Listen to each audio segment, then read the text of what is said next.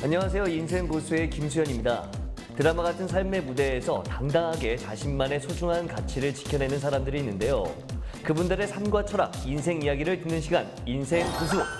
오늘 만나볼 인생 고수 화면으로 소개해드리겠습니다.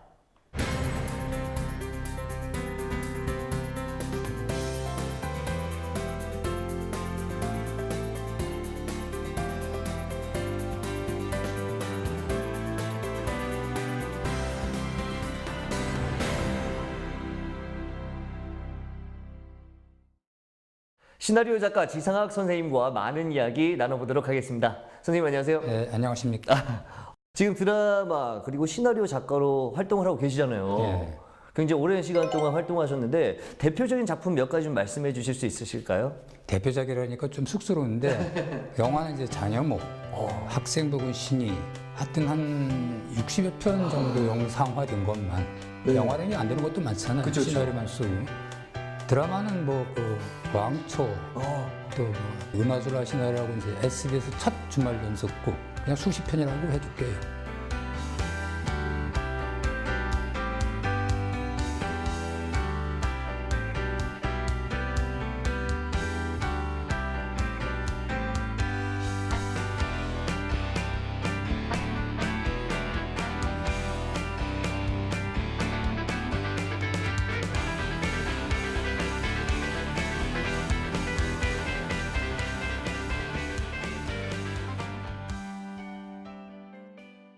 말로 설명할 수 없이 많이 지금 작품을 하셨는데 이렇게 글을 쓰게 되신 어떤 이유가 있었을까요? 저희 형님 중에 한 분이 극장 간판을 그렸는데 국도극장 지금 없어졌는데 다 파라마운트 극장 뭐 이런 게 있었는데 극장을 이렇게 무상으로 들어다닐 수가 있었죠. 형님 덕분에. 형님이 계시니까. 가끔 거기서 이제 봤던 게 시나리오예요. 시나리오가 가끔 더 있더라고. 그래서 보니까 굉장히 재밌어요. 소설하고 다르고. 하여튼 이 영상이 눈에 이렇게 보이니까 그 굉장히 재미가 있어서 이 길이 가야 될 길이 아닌가 해서 워낙은 제가 서울대 미대에 들어가서 그림을 전공하려고 했는데 형편도 안 좋고 그래서 중간에 또 영장도 나오고 군대를 갔고 그래서 군대 가서 이제 그 말년에 이제 시간이 나면서 그 이미 습작은 좀 해봤지만 그때 쓴 게 광화문이라는 그 작품입니다. 사극인데. 그거를 이제 동아일보, 그 당시에는 현상고모가 동아일보밖에 없었어요. 지금은 현상고모가 이곳저곳 있는데 그게 여행이 75년대 되는 바람에 이 길로 가면 되겠구나 해서 이제 시나리오 제대로 접어든 거죠. 광화문이라고 군대에서는 쓴 작품이 그렇죠. 거의 말년에 이제 시간이 나서 또 보직이 이상하게 대대장 당번병이 돼갖고 내무장을 안 해도 되니까 거기에서 아주 젊은 그 구탱이었는데 거기 앉아갖고 이제 진짜 틈만 되면 계속 밤새면서 쓰고. 그럼 제대 후에 그거를 맞아요.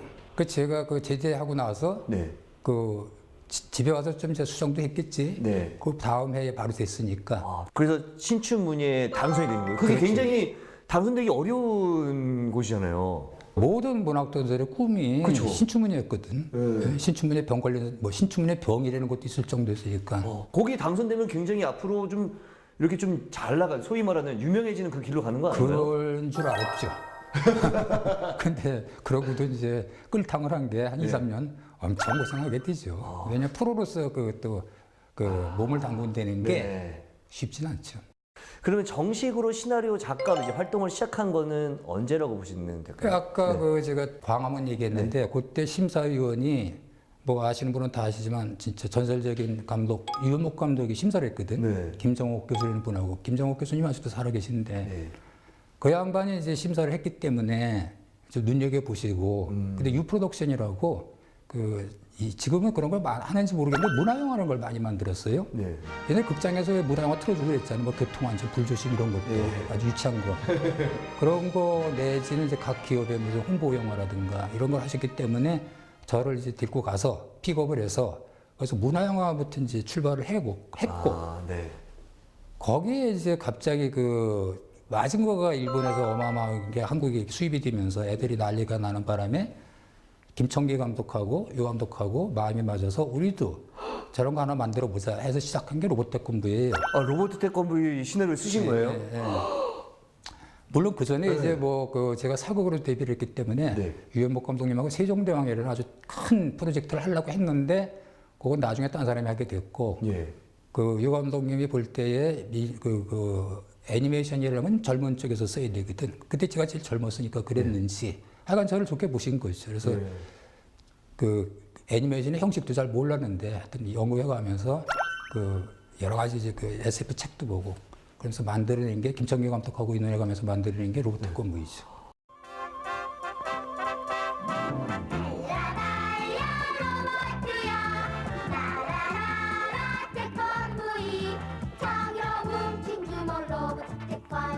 용감하고 씩씩한 우리 친구 두 팔 곧게 앞으로 뻗어 적진을 향해 하늘하르며 멋지다 신난다 태권비 만만세 우리의 우리 친구 태권브이.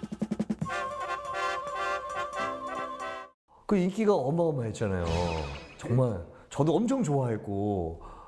태권브이가 잘 되는 바람에 애니메이션만 13개를 썼거든. 네. 금융 하나도 못했어요 그 사이에는.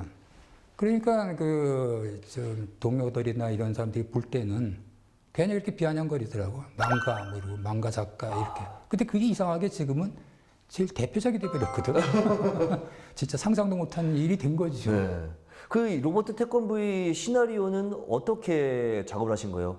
구상을 할 때 어떤 아이디어와 이런 것들을? 그러니까 아까 얘기한 것처럼 마징가 Z가 사실은 그 뭐라 그럴까 그 텍스트는 아니고 하여튼 뭐 모델은 된 건 맞아요. 예. 근데 그대로 가면 표절이잖아. 그렇죠. 김청기 감독 얘기에 의하면 사실은 마징가 마징가 태권을 해달라고 했다는 거예요. 아. 이 장사꾼들이 네. 그 지방 장사들이 다 있잖아요. 마징가 Z와 타고 유사한 가자, 느낌을 이렇게 주기 위해서. 타고 가자 이건데 네. 그건 조금 이제 양심상 안 되니까 연구를 한 게 그 로봇인데 태권이라는 것이 한국적이니까 네. 태권도를 도입을 해서 전 세계에 격투기하고 싸움을 붙이면 어떠냐. 응? 그래서 이제 뭐 레슬링이니 뭐 킥복싱이니 별 이상한 로봇들이 다 나오잖아요. 네. 그걸 태권브이가 깨부수고 뭐 그런 얘기에다가 네. 또 너무 폭력적으로 가면 안 되니까 메릴에는 그 인조인간을 등장을 시켜서 그 멜로라인을 잡은 거죠.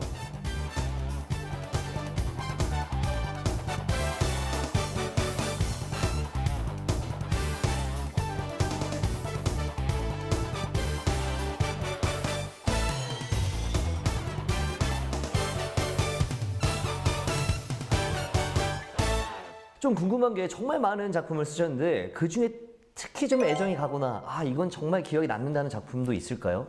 그 작품으로 승부를 보든 상업적으로 승부를 보든 쓸 때는 최선을 다해요. 예. 안 그렇겠어요? 돈이 그쵸. 수없이 들어가는 상품인데. 근데 그 당시에 아까 얘기한 것처럼 검열이 심하고 또는 이제 제작비가 부족하다든지 이러면 잘라내버리거든. 예. 좀 그 돈이 드는 씬 이런 거는. 그 영화 나왔을 때 보면 대부분 작가들은 상당히 그 실망을 하고 그래요. 아 그렇죠. 막 신나고 이렇지가 않다고. 이제 그런 부분 때문에 아쉬움은 있는데 굳이 뭐 얘기를 하자면 태권브이야 모든 사람이 아는 작품이니까 뭐 도망갈 수 없고 네. 자녀목이라든가 네. 그 대종상 받은 거니까 네. 대종상 여러 가지 받았으니까 그다음에 학생부분 시리즈 상을 많이 받았어요. 그렇죠. 그 장례식 얘기거든. 네. 장례식. 그 죽은 박철수 감독이 이제 만든 건데 그런 거랑 드라마 쪽은 뭐 글쎄 나는 은하수를 하시는 좋게 보는데 그 당시에 SBS가 처음 개국을 했기 때문에 시청률도 안 잡히고 좀 어수선해서 네. 그건 그렇고 남들이 이제 왕초 얘기를 많이 하니까 왕초 얘기를 왕초는 이제 그 제자라고 하기는 좀 그런데 했던 후배 작가인데 변원미라는 친구를 데리고서 같이 했거든. 예. 근데 이제 그 부분에 있어서 조금 얘기를 더 하자면은 예. 그 당시에 건달 얘기는 다 돼요. 무조건 하면. 아 분위기가 그런 분위기였어요. 예. 그랬는데 유지왕 이야기가 있었어요. 그 네. 나중에 이완경 작가가 무풍지대라고 썼는데 뭐 이런 여러 가지 청탁이 있었는데 그 중에 제일 마음에 드는 사람이 거지왕 김춘삼이었어요. 네. 거지라는 게 재미있고 첫째. 두 번째는 이 사람이 거지지만 좋은 일을 많이 했더라고요. 뭐 고아원도 만들고 뭐 한국 최초로 합동 결혼식도 뭐 수백 쌍씩 합쳐서 하고 그 파란만장한 정말 드라마틱한 인생도 재밌는데 굉장히 뭐라 그러냐 그 선한 의지를 갖고서 살아온 또 게다가 주먹도 잘 썼거든. 네. 그분 얘기는 자기가 뭐 김두한도 때려 눕혔다 그러는데 다시 물어보면 뭐 때려 눕히지는 않고 말을 바꾸고 그러는데 하여튼 이제 돌아가셨는데 그게 굉장히 그 매력적이었어요 소재가. 네. 저 궁금한 게 이렇게 시나리오 많이 쓰시가면 아이디어를 어디서 찾고 하시는지 좀 궁금해요. 학생들이 맨날 묻는 게 그건데 참 막연합니다. 술 먹다 나올 수도 있고 영화 같은 거보다 한 씬이든가 한 장면에서 이 뭐라 그러냐 뻥튀기가 돼서 새끼를 쳐갖고 아 이걸 이렇게 바꾸면 되겠다는 것도 있고 책을 보다가 나올 수도 있고. 근데 이런 거에 좀 개변일지 모르겠는데 술 먹을 때 제일 많이 나와요. 술 먹을 때요? 어떤 식으로 술? 막 떠들다가. 네. 이 친구가 이쪽에 재능이 없는데도 뭐 조예가 있는 게 아닌데 내가 뭘 이렇게 던지잖아요. 네. 그럼 생뚱맞은 대답을 해주는데 난 또 다르게 생뚱맞은 생각을 하고 그래서 발전이 되는 거죠. 그런 경우가 많고 심지어는 이 잠자다가 이 자기 직업 작가가 되면은 꿈을 꿔도 작품을 꾼다니까. 그러니까 특히 뭐 방영되고 이럴 때는 맨날 배우들하고 놀아요. 이게 뭐라 해야 될까? 압박감이지. 그렇죠. 정말 그게 악몽인데 사실은 그 정도로 다 이렇게 빠져버린다고. 그리고 지가 알아. 이게 꿈속인데 이 알면서 작품은 그러니까 그 방향을 연구하는 거지 꿈속에서도. 꿈속에서도요? 네. 그렇게 해서 실제로 반영한 적도 많이 있어요? 많지는 않고 아주 어쩌다 얻어 걸리는 수가 있는데 꿈이라는 게 그렇잖아요. 깨어나면 다 잊어버리잖아요. 뭘 꿨지 이러는데 이상하게 어떤 건 남아요. 자, 이번 시간은 인생 고수 키워드 시간인데요. 지상학 선생님과 연결되어 있는 키워드 어떤 것들이 있는지 확인해 보도록 하겠습니다. 이번 키워드는 갑사마을인데요. 갑사마을 예, 어떤 그 충남 공주에 있는 그 절인데 절이에요. 예, 그 절 밑에 그 민박인데 한옥마을로 아주 잘 지어놨어요. 그래서 어떻게 글로 이제 여행 갔다가 마음에 들어서 거기서 한 7, 8년 글을 거기서 쓰고 오히려 집을 이제 뭐 한 달에 한 번 정도 왔다 갔다 하면서 살았고 거기가 그 한때 굉장히 유명했어요. 그 진짜 저쪽으로 저 때문에. 왜냐하면 제가 여기서 글을 쓰니까 영화인들이 많이 왔다 갔다 하잖아요. 그래서 뭐 그때 잡지나 이런데 창작의 산실이니 문화명소 뭐 이런 식으로 이제 많이 소개가 돼서 지금도 그 다니는 사람들이 더럽게 있어요. 한 7년 정도 사셨으면 작품을 거기서 꽤 많이 쓰셨겠어요. 그게 왜 그랬느냐면은 제가 이제 그 지치더라고. 의뢰 봐서 글 쓰는 것이 이렇게 살다가는 뭐 먹고는 살겠지만 이건 아닌 것 같다 해서 나름대로 젊을 때니까 오리지널 시나리오를 좀 개발해서 안 팔리더라도 해봐야겠다 해서 갑사에 내려간 거예요. 그래서 거기에서 이제 제법 많이 쓰기도 했는데 그래도 먹고는 살아야 되니까 중간중간 뭐 그 의뢰받는 것도 써서 감독들이 매너로 진치고 살았죠. 명색은 뭐 작품 부탁해러 온 거라고 하지만 그냥 놀러 온 사람들도 있고 뭐 이렇게 낚시하러 오고 이렇게 된 건데 거기서 한 7, 8년 살면서 그래도 제 젊은 시절에 좀 제 스스로가 인정할 수 있는 작품은 그때 그래도 좀 나오지 않았나 뭐 이렇게 생각이 들지요. 어떤 작품들이 좀 기억에 남으세요? 그때 이제 쓴 게 이 대종상 받은 자녀목이라든가 또 뭐 그 학생부근 씨도 거기 썼나? 하도 엄청 많이 썼어요 거기서 뭐 사방지 뭐 이런 거 또 헬로윈 걱정 뭐 이런 걸 영화는 그쪽이고 그곳에서 확실히 좀 여유롭게 좀 즐기면서 쓰니까 좀 글이 좀 잘 써지네요. 그렇죠. 아니 이런 거지 그러니까 안 팔리면 그만이다. 마음이 일단 여유로워지셨군요. 그리고 언젠가는 뭐 파는 이제 사서 영상화가 되면 좋고 안 되면 알 수 없는 거고. 그 작품이라는 것도 팔자가 있어요. 내가 보건데 이거는 뭐 내가 썼지만 별론데 하는 건 또 죽어라고 좋다고 하는 사람이 있고 이거는 왜 영화 안 하지? 하는 죽어도 안 되는 게 있어요. 그렇군요. 갑사마을 저도 한번 가보고 싶은데 그 계룡산 쪽에 있는 네, 지금도 거기 가면 이제 그 수정식당이 있고 그 뒤에 녹수장에도 모텔이 있는데 그 한 집에 사는 거거든. 그 아줌마가 제가 하도 오래 있었으니까 가면은 5명 이하는 돈 안 받아요. 그러면 그 당시 어디 숙소를 구하신 게 아니라 모텔에서 이렇게 잡고 그 집이 그러니까 수정식당이 그 안에 자기들 살림집이 있었어요. 살집 아무도 안 살았거든. 그 저 혼자 가서 있으니까 집도 관리해주고 뭐 이런 거. 그게 거의 식구처럼 지냈지. 애들도 왔다 갔다 하고 나중에는. 이게 마음이 편하니까 또 글도 잘 써주시고 또 경치가 좋으면 왠지 글을 쓰고 싶어지는 마음이 있잖아요. 맞아요. 그때가 전성시대 같아. 지금 생각하면. 네, 잘 들었습니다. 자, 다음 키워드 살펴보겠습니다. 이번 키워드는 충무로인데 충무로야 뭐 영화 쪽 일을 많이 하셨으니까 그렇죠. 네, 모든 영화인들의 키워드가 될 수 있죠. 근데 이제 요즘 영화인들하고 좀 다른 게 그때는 진짜 가난할 때인데도 불구하고 그 영화인들의 그 뭐라 그럴까 정이 정말 철철 넘칠 만치. 그 저녁 때 되면은 대부분 어느 술집에 누가 앉아 있는지 알아요. 그러면 진짜 돈 없고 배고프면은 그냥 술집 술래하는 거야. 가갖고 그 문 열면 이제 아는 척하면 네. 괜히 민망하니까 김 감독 안 왔어? 뭐자고 그러잖아. 근데 김 감독이 뭐 한두 놈이야? 아, 그냥 알면서도 야 이리 와 앉으려면 아니야 나 김 감독 만나러 왔어. 그래갖고 이제 서로 뭐 주거니 받거니 나 주저앉히고 네. 아니 누가 술값 내는지도 잘 몰라요. 그런데 그렇게 살았거든 진짜. 네. 심지어는 뭐 나중에 갈 때 또 그때 통행금지 있을 때니까 또 차비 안 주면 또 교통비 안 주면 또 욕하고 이런 사람도 있었고. 근데 그게 별로 밉지도 않고 네. 다 이렇게 넘어갔던 시절이란 말이죠. 근데 지금 가면 이제 그게 거의 영화사가 이제 강남으로 옮겨가고 네, 그렇죠. 인쇄소라든가 이제 이런 게 들어오면서 좀 진짜 어떨 때 이렇게 좀 해질녘에 가면은 좀 눈물겹다고 할까? 그 애잔함이 있어요. 네. 뭐 세월이 지냈더라도 아직도 영화의 상징거리는 충분하니까. 그렇죠. 예. 그리고 저 마음의 고향 이런 말을 쓰는데 아마 모든 영화인들한테는 태어난 고향만치나 그 간절한 곳이 충무로라고 생각이 듭니다. 너무 좀 아쉽다는 생각이 들어요. 그래도 영화 하면 충무로라는 이야기가 있는데 좀 이렇게 좀 활성화를 좀 시켜서 그래서 그 그러면 좋을 텐데. 부분을 이제 제가 영화인 청년협회 회장을 하다 보니까 네. 좀 살려보려고 제가 모든 애를 쓰고 있어요. 근데 그게 엄청난 프로젝트라서 수백억이 드는 거라서 쉽지가 않고 또 이미 그 자리 잡은 상인들하고 이게 또 맞아야 되거든. 그렇죠, 그렇죠. 그런 부분이 잘 정리가 되는데 그 중구청이나 서울시에서도 굉장히 관심은 갖고 있어요. 네. 어떻게 이걸 살릴까 하고. 아예 그냥 이렇게 딱 해서 랜드마크를 딱 해놓으면 그렇죠. 네. 그래서 뭐 심지어는 그 매일경제로부터 저 도남원 인대까지 그 영화의 거리로 한번 조성을 해보자는 의견도 있고 제가 그 마스터 플랜도 만들었어요. 예. 설계도도 짰었는데 그게 그 국가 그 나라에서 지원만 갖고 되는 게 아니고 민간들도 들어와야 되거든. 네. 근데 그러한 것은 이제 우리가 감당하기 너무 큰 거라서 지금 일단 하여튼 이 시도는 해보고 있는데 네. 어떻게 변할지는 저도 모르겠어요. 근데 관심들은 있어요, 전부. 네. 꼭 충무로가 다시 영화인들로 북적북적하는 네. 좀 그런 게 됐으면 좋겠습니다. 자, 다음 키워드 살펴보겠습니다. 네, 이번 키워드는 시나리오 선집인데 시나리오 선집 어떤 연관성이 있을까요? 아니 그게 이제 2011년에 해서 이게 꽤 오래된 건데 제가 과연 뭐 선집을 낼 만치 훌륭한 작품을 썼는가 뭐 이런 생각이 들기도 해서 좀 민망하기도 했는데 뭐 남기게 그것밖에 없으니까 그 주변에 이제 제가 학교나 일반 교육원에서 학생들을 많이 가르치다 보니까 그 친구들이 작가가 됐잖아요.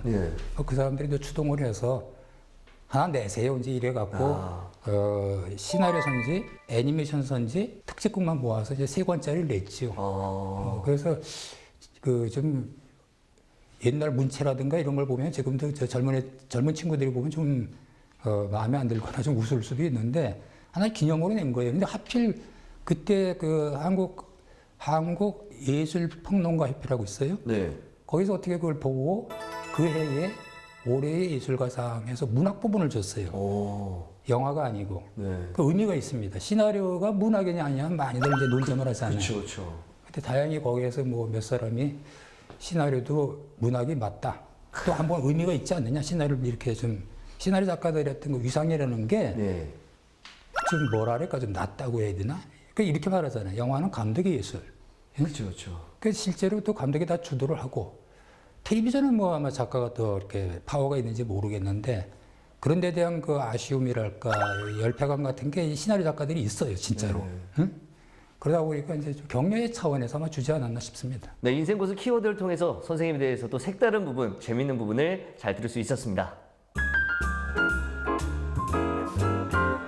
선생님과 재미난 이야기 나누고 있는데 지금도 작가를 꿈꾸는 분들이 굉장히 많잖아요. 그분들한테 좀 조언을 해주신다면. 그리고 아시다시피 영화나 드라마에서 그 작가로 어떤 그 인정을 받기 위해서는 작게는 수만 명, 영화, 크게는 수천만 명이 보는 것을, 즉 그런 사람들한테 공감과 감동을 주는 걸 만드는 게 작가잖아요. 예. 쉽게 덤비는 게 문제인 거예요. 또 하나는 상업적으로 봤을 때 지금 30대 중후반의 여자가 편당 예를 들면 5천만 원이라고 칩시다. 받는 작가들이 있거든. 네. 상당히 있어요. 뭐 몇 명이라고 말 못하겠지만 5천만 원이면은 연봉 아니요? 그렇죠. 저도 글 써봐서 아는데 머릿속에 들어있으면 그거 이틀이면 써요. 근데 일주일에 2개가 나가잖아. 네. 1억이 되는 거란 말이지. 여기에 대한 어떤 그 환상 때문에 옳은 건지는 몰라도 네. 너무 많은 작가들이 몰려. 제가 왜 선생을 중간중간 관두고 싶어 했느냐 하면은 그게 도덕적으로 굉장히 뭐랄까 그 부담이 생기더라고요. 대학원도 그래서 관뒀는데 예. 이거 글 쓴다고 왔다 갔다 하다가 40 가까이 되고 이러면 이거 완전히 룸펜 되는 거죠. 굉장히 부담스럽더라고요. 근데 내가 볼 때 얘는 작가들이 좀 힘들 텐데 하는데 또 대놓고 얘기를 하면 선생일지라도 또 별로 좋게 얘기 안 해요. 뭐 지는 뭐 얼마나 잘 쓴다고 이럴까봐 그런 얘기도 힘든데 아무튼 우리 그 대부분 작가 지망들이 보면은 자기의 어떤 그 뭐랄까 예능 센스랄까 예. 뭐 이런 거에 좀 착각을 하고 오는 사람들이 많아요. 교육원을 다녀도 내가 볼 때는 100명 중에 하나 나오기도 힘들어요. 예. 직업 작가 또 데뷔를 했어도 계속 타고 가는 것도 쉬운 게 아니고 그래서 매우 어려운 직업이라는 건 인식을 하시고 또 그렇다고 해서 너무 기죽이면 또 안 되니까 예. 뭐 해보라 이거지. 해보는데 적절한 시점에서 자기 스스로를 검증을 해보고 이 길이 어렵구나 나는 좀 힘들겠구나 하면은 빨리 접는 것도 스스로를 위해서 자기 인생을 계획하는 데 있어서는 옳은 방법이라고 저는 봐요. 예. 절대 쉽지 않다고. 네. 그런 걸 좀 강조해주고 싶네요. 아, 예. 그렇죠. 말씀하신 것처럼 이게 정말 쉬운 게 아닌데 너무나 쉽게 도전하다 보면 그렇죠. 또 실망감도 커지고 그런데 일단은 최선을 다해서 열심히 도전을 해보고 아니다 싶으면은 접어라 이거지. 네, 본인이 생각했을 때. 그럼 저 하나 좀 궁금한 게 작가가 되기 어떤 자질이 좀 보이시나요? 선생님이 오래 되셨으니까. 근데 꼭은 아닌데 대부분 선생님들이 보면 알아요. 아, 가능성이 요만큼 있다. 네. 얘는 거의 될 걸 이게 있고 네. 이놈은 진짜 힘든데 이거 어떻게 정리를 해주지? 이런 고민이 있지요. 글 문체나 이런 것들 보면 대충 이게 보이시는 아 거죠? 그러면 한 그게 이제 예를 들면 예, 방송 작가 교육원도 그렇고 시나리오 작가 교육원도 그런데 네. 코스가 2년이에요. 우리 일주일에 한 번밖에 안 나오지만 일주일에 한 번 하는 거예요 저녁 때, 오 낮에. 그 한 2년 동안 하다 보면 물론 중간에 그 이제 기초반, 전문반, 연구반 뭐 이런 식으로 가는데 예. 이미 기초반 때 딱 보면 아는 경우도 있고 끝까지 따라오더라도 네. 뭐 워낙 경쟁이 심하니까 그쵸, 그쵸. 중간에서 얘는 그만했으면 좋겠다 이렇게 느껴져요. 느껴진다고. 탁월한 애들이 있긴 있어요. 아, 너 어디서 배웠냐 하면 배운 것도 아닌데 지가 뭐 이것도 보고 저것도 보고 해서 네. 이 예를 들자면 그 교육원 다닌 사람 아니죠? 김지훈 감독이 있잖아요. 김지훈 감독. 네네네. 김정은이죠. 그 사람 들으면 또 화낼지 모르지만 내가 심사를 했는데 조용한 가족이 이렇게 들어왔더라고. 네. 굉장히 놀랐어요. 나는 네. 사람 죽이기를 뭐 파리 죽이듯이 하면서 낄낄대고 이러는데 네. 앞에 타이틀을 재밌게 붙였어요. 코믹 잔혹곡 이렇게 붙여놓고 조용한 가족이 있단 말이에요. 그 아예 붙여놓은 게 코믹 잔혹곡이니까 뭔가 용서가 되는 것 같잖아요. 그래 하여튼 당선을 시켰는데 이 사람이 당선 소감에 뭐라고 써있냐면 첫 작품이라 했다고. 네. 그건 능멸하는 얘기거든. 다른 그 지망생들을. 첫 작품이 어떻게 당선작이 되냐고. 남들은 진짜 엄청. 엄청 많이 써도 안 되는데. 네. 근데 이 사람은 그렇게 얘기할 수 있는 게 워낙 이쪽에 와서 지 누나도 뭐 그 연극 배우고 네. 하여튼 이쪽에 많이 관계를 했던 사람이에요. 그 기획이나 이쪽에서 많이 연구를 했던 사람이니까 가능하지 않아 하는데 네. 근데 기왕이면 좀 겸손하게 했어. 그렇게 말하는 사람이 좀 덜어 있어요. 첫 작품이 우연히 돼갖고 네. 이걸 마치 교과서만 봤는데 무슨 좀 재수없지 그런 좀. 아, 그렇군요. 지금 혹시 지금도 계속 시나리오 쓰고 계세요? 이제 뭐 나이 먹어서 시키는 사람은 없습니다. 제 친구들 중에도 잘 나갔던 친구들도 이렇게 보면 네. 그냥 저절로 밀리더라고, 저절로. 아, 그럼 뭐 작품을 계획하시거나 그런 생각 아니, 근간에 이제 놀 수는 없으니까. 이제 이런 건 있어요. 제가 그, 아까도 얘기했지만 제자들을 많이 키우다 보니까 그 친구들이 헤맬 때가 많이 있잖아요. 네. 뭐 시나리오 딱터라고 해야 되나. 하여튼 이렇게 옆에서 가이드 노릇을 좀 많이 해주고. 또 하나는 이제 그 로봇 태권 얘기 또 나오네. 그 지겹, 나도 좀 지겹네. 이 태권부의 인터넷에 보면은 웃기는 얘기들이 많이 떠 있어요. 네. 태권부가 뭐 한강 밑에 있는데 국회의사당 뚜껑이 열리면 날라고 올라온다든지 음모설도 아니고 좀 웃기는 얘기인데 네. 어느 날 가만히 들여다보니까 이게 재밌는 거야. 다시 말해서 무궁화꽃이 피었으면 꽁털이거든. 사실 얘기 자체는 예. 그 작품을 잘못 썼다는 게 아니라 조금 근거에 대해서는 좀 말들이 많잖아요. 예. 그래서 이제 제가 생각해보니까 태권도가 박정희 대통령께서 때에 네. 미국에서 핵무기 이제 개발할까 봐 굉장히 신경 썼잖아요. 그렇죠. 그래서 눈가림으로 태권도라는 초막강한 무기를 진짜 만든 거예요. 핵이 들어가는지 뭔지는 모르겠지만. 네네.